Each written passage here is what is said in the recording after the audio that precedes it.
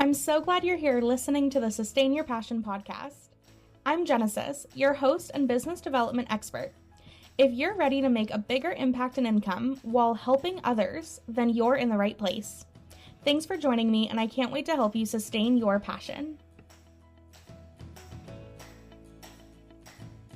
Hi, everyone, and welcome to this episode of the Sustain Your Passion podcast.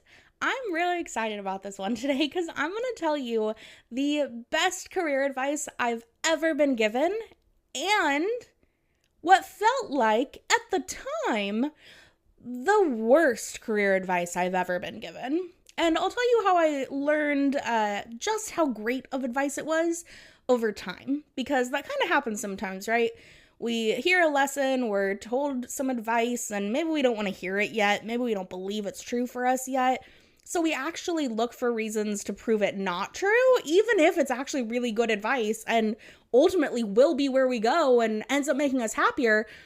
If we're not ready for that advice yet, we may not take it, and this is one of those times. So I want you to think back with me all the way to 2010. Holy crap, that was 13 years ago, almost 14 since I graduated high school. And I went to community college. Now, for me, I chose to go to community college because it was the most financially safe situation for me at the time. I actually got paid to go to school and left my community college days with a big old savings account from grant money that I was given for all the scholarships I earned, because I was a hardcore nerd in high school. Now, because of that, though, I went to community college and I was in that mindset of, I'm just going to take my prereqs. I'm going to do all of my associate degree to transfer, just all transfer credits, all the back core. And I really didn't understand much about how a degree worked, really why people should go to college and all of the benefits of it in the way that I do now. But back then I was really focused on getting in, getting out, get this piece of paper, do it as quick as I can kind of thing. And so when I was nearing the end of my 2-year associate's degree, which for me ended up only taking a year and a quarter or something like that, because I came in with a lot of credits out of high school, I went to the career advisors because I knew I was going to be applying to Oregon State, which is where I wanted to go to finish my degree for my bachelor's, but I needed to pick a major in order to be able to apply. You apply with your major picked out. And at this point, it was my first year in school, and I think it was maybe winter term. I went to the career advisors and was just made my appointment and everything and figured I'd go in and they would tell me based on everything you told me, this is the perfect job for you. They didn't do that. They also didn't tell me what major I should pick. They didn't give me any direct advice. And I remember being so mad because all the advice that I got, the only thing that sticks, right? The only thing I remember these days is I went into this woman's office. It was a cute as fuck office. Yeah, it was pretty window and she had art all over the walls. And I remember she asked me about what I was going to do with my degree and how, I told her how I was going to transfer and all these plans I had for the classes I was going to take. Not really the major though. And I pretty much only knew at that point, my long-term goal was to get paid to sit on a couch and talk to people about their problems all day. I didn't really know what that meant. So at the time, the only possible path that I understood where I could do that was therapy. And I really didn't want to be a therapist because at the time I hadn't faced my own traumas. And so it felt real nerve-wracking to go deal with other people's traumas when I knew I had my own work to do. Now, the advice, right? So I sit down with her, I'm telling her, hey, it's time to pick a major, I don't know, blah, blah, blah. She asked me what classes I was enjoying the most.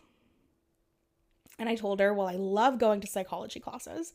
It doesn't feel like homework, and I get A+ on everything because I love learning about it. So I study it and too much, right? I was a hardcore nerd about psych. Was doing all the extra credits and everything like that. And art, that was the other area for me. And I had already completely written off being an art teacher because the idea of working with kids all day with messy things like art, that stressed me out so much. No, for me, art is not something I want to do regularly. It's also something that is like deeply healing and meditative for me. So it's not something I wanted to do like all the time. It was a special thing I wanted to keep like separate from my career. So I had a little bit of insight, I guess. Like looking back, that actually says a lot about my path forward, and it makes so much sense that I do what I do now. But at the time, I remember her asking me that felt so irrelevant. I remember thinking like, why are you asking me? That's dumb. My preference does not matter. I'm here to make money off of my degree. I have goals. Like, just tell me what to do and I'll do it. Give me the list of classes. Just like I had navigated all my other big challenges in life up till that point, I was still in that mindset of there has to be a right answer. That right answer can't exist in me. Someone else must know it. And I just need to get people to be honest with me enough to tell me the right answer so that then I can hear the right answer and just go get to work and do it. It's probably also why I was really good in school, because teachers have to give you really specific expectations so that you are prepared for their, the annual exams that you have to take in K-12 at least, And then in college, it's the same thing where you have to be prepared for the test. So you know exactly what you need to study. You go do it, and then you can pretty well predict what grade you're going to get. At least I could, because I figured out how to navigate academics fairly well. But what I didn't realize I was doing was I was actually only picking courses that I enjoyed, which is why I excelled in it. And I only excelled in those courses because I enjoyed it. Like, it makes sense now looking at it and having learned a lot about education and how we learn and what inspires motivation to learn and intrinsic versus extrinsic motivators and all of the good things that come along with earning a bachelor's degree in psychology and a master's in education that specializes in human development and program development around serving those people's needs. But at the time when I was given that advice, I straight up was just like, what? Or rather, when she asked me that question, I was just like, what the fuck? Like, why? And so I was just, I told her, and then she was like, oh, so have you considered an art degree? And, I told her all the reasons about why I didn't want to do that. And we talked through that becoming a teacher would also mean, an extra year of schooling. And at the time, I had no plans to go on for a master's degree, but, ended up going to more schooling than a teacher would need, or what I would have needed to become a teacher. But at the time, I was pretty clear I don't want to be a teacher. I knew that part. And then she said, okay, well, what if you majored in psychology? And up until then, I had very limited understanding of what all you could do with a psychology degree. My main understanding was therapy. And I was pretty fucking nervous about that. So, like, the idea that, oh shit, I only like psychology and that means that I have to be a therapist was actually really scary. But I liked her point of, like, well, what do you like to do? And so I explained it to her, right? And then she's like, okay, well, why don't you just take more classes in those areas? And you'll figure it out along the way. That is the worst advice to give someone with anxiety. I was just like, you are useless. And I loved so grouchy at her. But looking back, she was right. Like, I had no other advice. I was very close to finishing my required coursework for my 2-year degree, but in order to keep my scholarships, I had to take more credits. So I wanted to be really strategic with those extra credits. I didn't want to just take a bunch of electives and have my grants, and my scholarships and stuff not apply towards the credits I needed to earn a degree. So I didn't like the idea of just taking, courses I liked. What if it didn't turn out to be courses I needed when I got to OSU? And then I was going to be so mad at this career advisor for not helping me pick my major then, so that then I could have been more strategic with my coursework. So I didn't like that advice, but I had nothing else to go off of. At that point, I didn't think that there were other mentors or people in my life I could ask about career advice, and I didn't really want my family's opinions. So I just went with that advice. And like I said at the opening of this one, I genuinely was so mad at her because I really did not understand that careers could be something you get joy out of. I had only really heard that jobs were this crappy thing we all have to do to make money, and that you're supposed to hate it because everybody hates it, and that it's only good work if it's hard and if you suffer at it. And so the idea of someone telling me, well, just pursue the topics you enjoy, especially as the daughter of an immigrant, that was like, you better become a doctor, lawyer, or engineer, or else you're a failure. Like, I had a lot of pressure to get a high-paying major, go into a high-paying career, become some fancy boss lady, and like rule the world. So the idea of getting to study psychology and art and reach my dream of sitting on a couch all day talking to people just didn't feel like an option for me at the time. Now, having studied how to best support students just like me, because I felt so deeply failed by that advisor at the time, I now see that that advice was actually really, really good. And it's actually scientifically backed that we learn better when we like the things we're learning about. Makes sense, right? Like, how many of you that hated science or hated math can't remember anything you learned in those classes, but can remember all the details about how to whatever your favorite thing is, right? Like, I love psychology. I remember so much more about it. I love art. I could whip up a painting.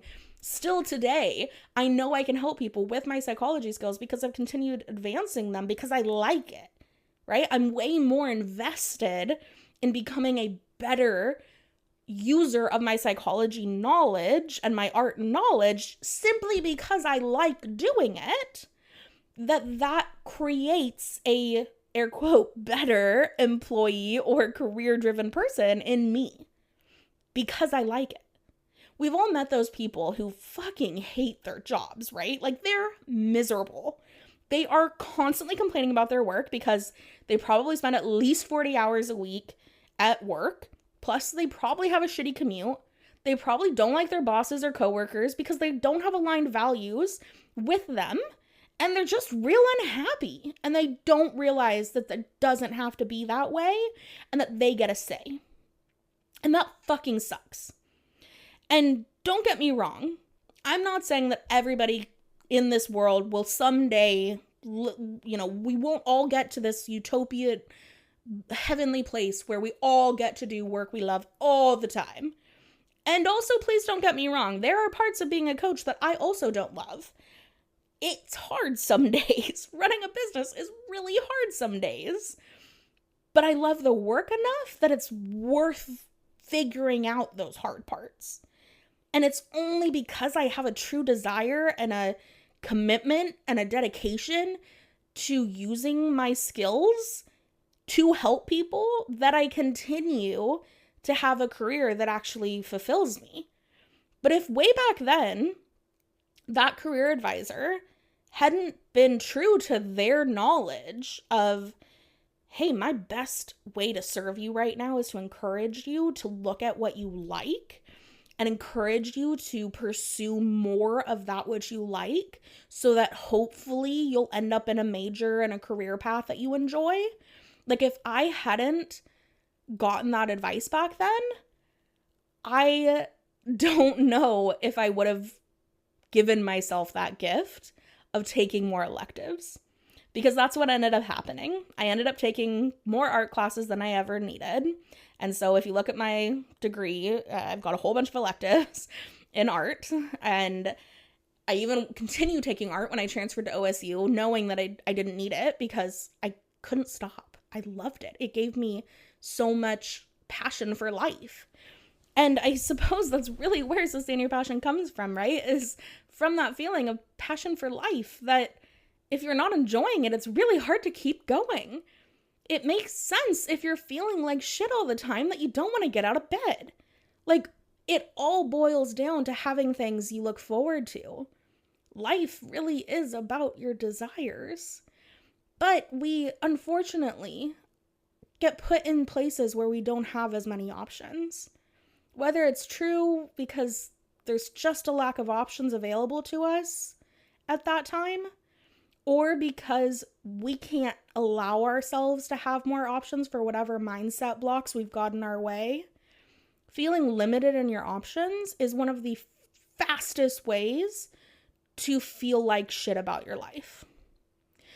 But getting to the point that you can actively choose to pursue your desires takes a whole lot of transformation in your mindset from I shouldn't like my job.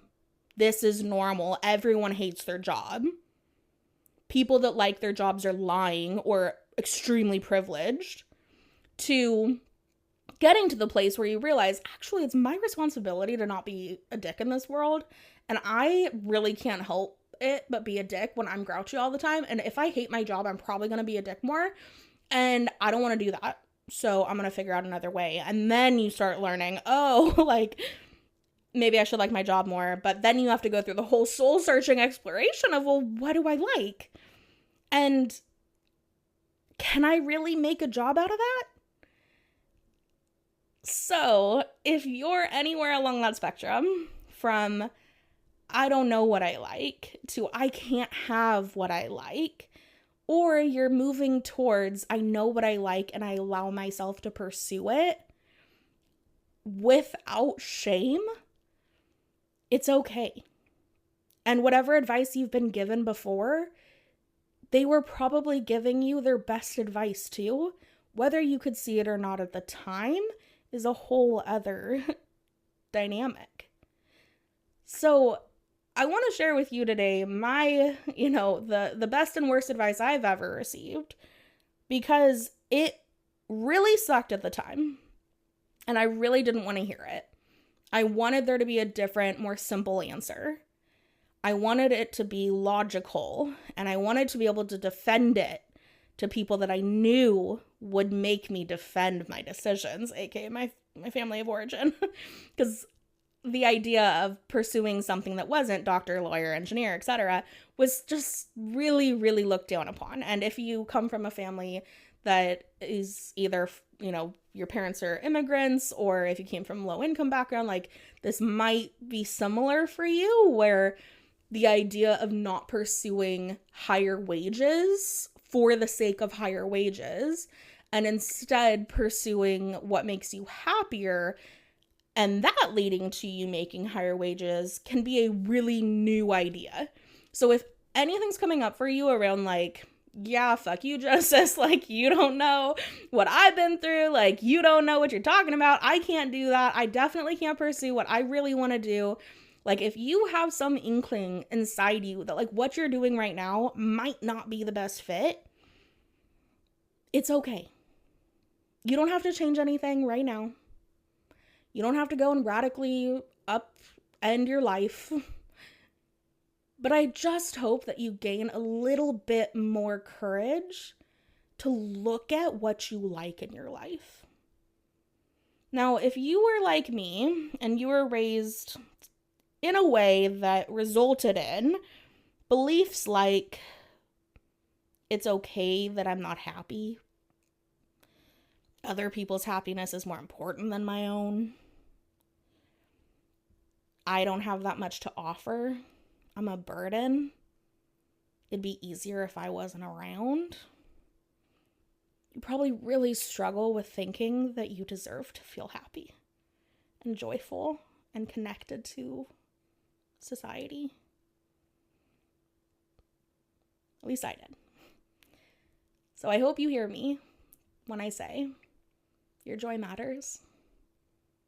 Not only for you, but that matters a lot too. Like, I do believe you deserve to have more joy in your life. But your family deserves a joyful you.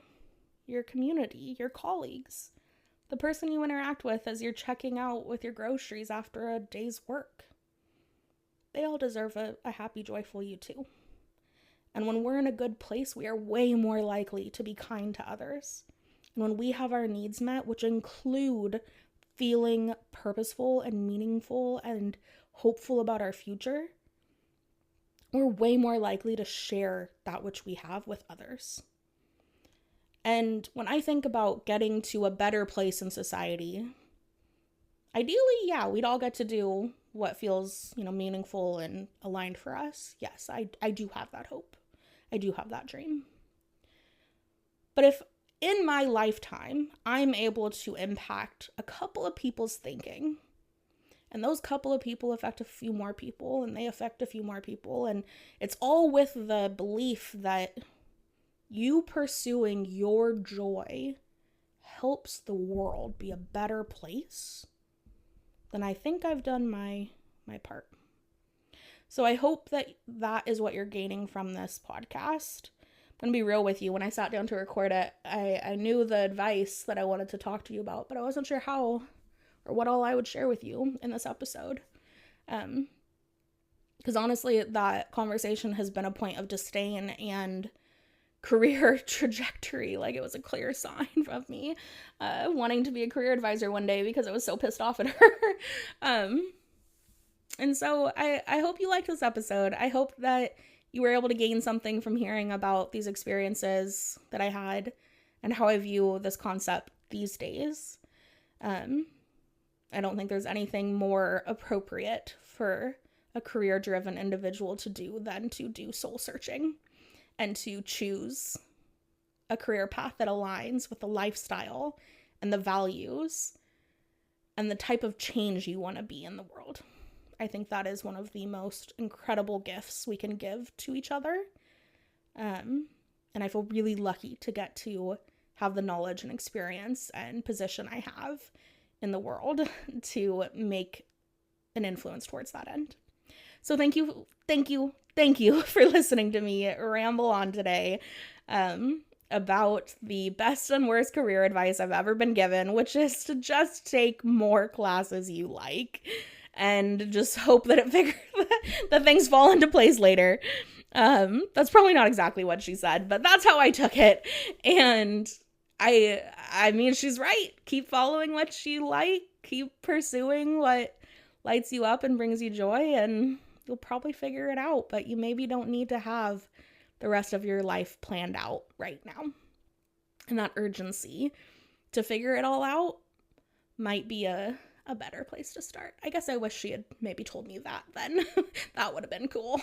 But then again, maybe she did and I wasn't ready to hear it. What really stuck out was the idea of pursuing what you like. So I am happy to pass this on to all of you listeners. And if you have thoughts about this episode, if you liked it, if you didn't, if you have follow-up questions or a reaction of any kind, please find me on social media and let me know.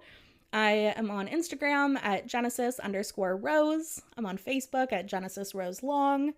LinkedIn under the same. You can find me everywhere. So please reach out. I would love to hear how this episode impacted you, and if you have any follow-up questions or things you'd like me to expand on. Thanks for listening, and I'll talk to you next week. Bye.